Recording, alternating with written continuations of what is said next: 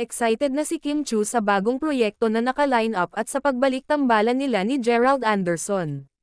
Isa si Kim Chu sa mga magagaling na actress, napatunayan na ito noon pa man, at lalong-lalo na sa pagganap niya bilang Juliana, sa teleseryeng Linlang, kung saan, binuhos niya ang lahat ng talento nito sa pag-arte. Napabalita din, nagaganap siya ng isang teleserye bilang isang Korean actress na si Miss Kim. Inamin ni Gerald Anderson na halo-halong emosyon ang kanyang naramdaman nang una niyang malaman na magbabalik tambalan sila ng ex-girlfriend na si Kim Chu. Sabi ng kapamilya actor, "Actually, as we speak, hindi ko nga alam kung ano ang sasabihin ko."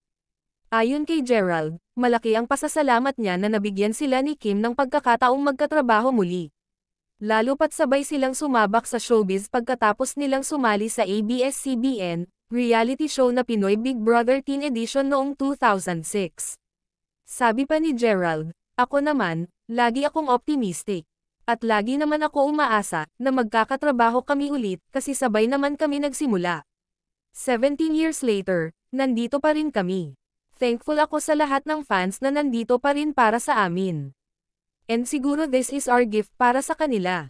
Ayon pa sa isang source, makakatambol din ni Kim Chu ang kanyang leading man sa Linlang, na si Paolo Avellino, kung saan naging controversial din na nalink sa dalaga, naging dahilan pa ng isyu ng boyfriend nito na si Sian Lim.